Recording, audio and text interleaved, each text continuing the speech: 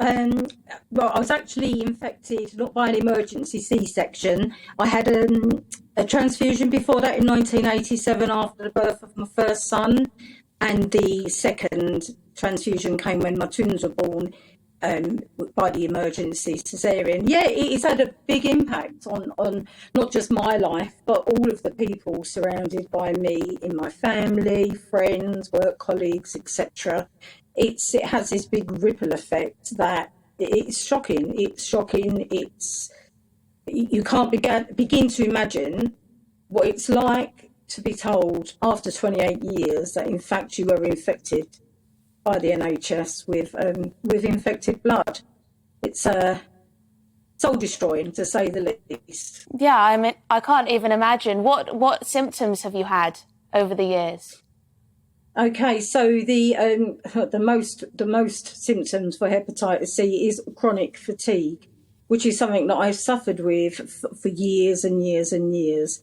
Hepatitis C can actually kind of live in your system for 20 years plus, working away, doing its nasty little bits and pieces before you kind of really realise.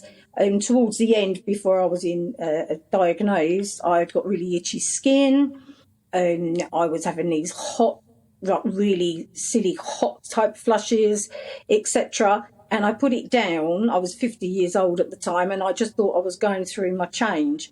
Luckily, I was picked up at my new surgery after a diabetic check by chance that I'd got hepatitis C. Gosh, now you must be. I mean, if I were you, I'd be furious. Do you have a lot of anger still? Who do you blame? Well, I needed to have the blood, so that's by and by. I wasn't happy there was Hep C in it. My anger is actually directed to a GP in Essex, who's not my GP now. When I went along to ask for a test, some adverts had come on the TV. There was no Google at that time. So I popped along and said, I'd had 2 blood transfusions before the bloods were screened in September 1991. And he basically said, well, of course you're tired. You've got 4 young children and don't be silly. This kind of off you go. So I think that my anger is directed at that GP. Although we should never have, these pathogens, these viruses should never have been in the bloods to begin with.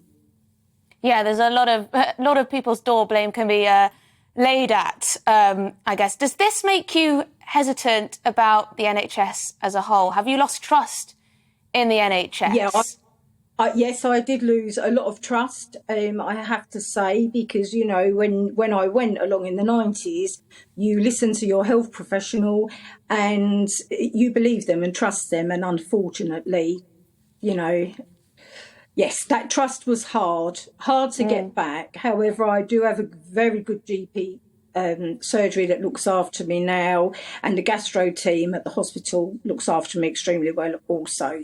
But could I just please say, and you mentioned there about the interim payment, I would like to reach out now to Boris Johnson and to Michael Ellis, who is the Paymaster General, and plead with them to please do the right thing and pay this interim payment now. One of us are dying every 4 days. And since the infected blood inquiry began, 419 people have died. My friend has just been told there's a lump showing on his liver, and he's a very dear and close friend of mine. And we're now waiting to see, hoping he will get the urgent scan that is needed, and hope that it's not the inevitable. Well, you've got the support of 3 former health secretaries, don't you now? They've all written to the Prime Minister, Andy Burnham, was it Jeremy Hunt, Matt Hancock? So hopefully that's going to pile on the pressure for you, because, I mean, I can't imagine going through the stress, the uncertainty, the worry, and also, the pain of going through something like this. So hopefully your your wishes will be listened to and respected. I just wondered, lastly, do you see in your community, because obviously you've been campaigning on this for a long time now, and you must know lots of people who've been going through this, are they hesitant now of, things like vaccines? Are they hesitant of having procedures in the NHS for fear that there might be some kind of contamination? I wouldn't really like to speak to everybody else, to be honest. We're so focused on righting wrongs, as my friend Andrew Eborn has kindly, led support with us. For me, yeah, definitely. Although I do know I'm well looked after, I can't speak for the other victims. The main thing is that if anybody, has received blood transfusions, and it wasn't just before 1991, there was a crossover window. I know people that were infected after 1991.